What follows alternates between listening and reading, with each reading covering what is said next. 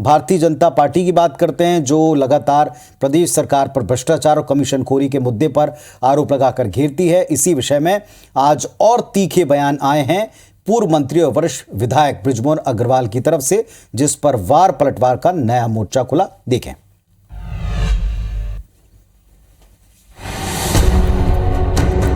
ये बीजेपी के विधायक और पूर्व मंत्री बृजमोहन अग्रवाल हैं, जिन्होंने शुक्रवार को कुछ ऐसा बयान दिया जिससे छत्तीसगढ़ की राजनीति में हलचल मच गई। बीजेपी नेताओं ने आरोप लगाया कि मोदी जी 100 रुपए भेजते हैं, जिसमें से प्रदेश में मात्र 15 रुपए का काम होता है, बाकी कांग्रेसियों की जेब में जाते हैं। तो मोदी जी ने जिस बात को कहा है वो बात सही है कि राजीव गांधी जी की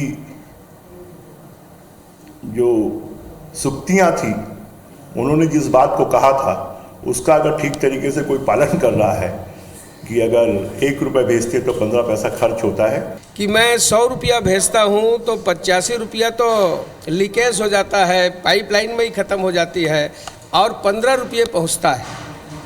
यानी ये हालात भ्रष्टाचार के उस समय से है और जहां जहां कांग्रेस की सरकार रही है वो हाल छत्तीसगढ़ में भी है। इस बयान के बाद प्रदेश की सियासत गर्मा गई। कांग्रेस भी कहां पीछे रहती। बयान पर मंत्री शिव डहरिया ने कुछ इस अंदाज में पलटवार किया है।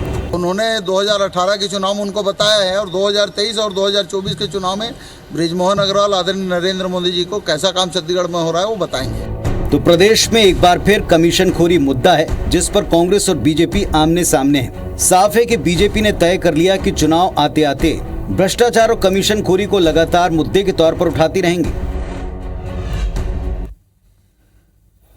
चलिए, तो ये बात नई नहीं है, ये बात तो तय है। 1 रुपए और 15 पैसे का किस्सा दरअसल है क्या, इसको डिकोड कर लें।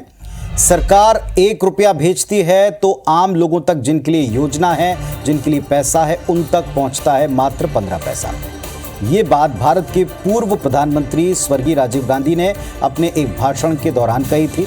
कई लोगों ने असल में इसे शायद नहीं सुना, लेकिन मोदी सरकार आने के बाद इस बात का जिक्र राजीव और कांग्रेस पार्टी पर हमला करने के लिए कई बार बीजेपी ने किया।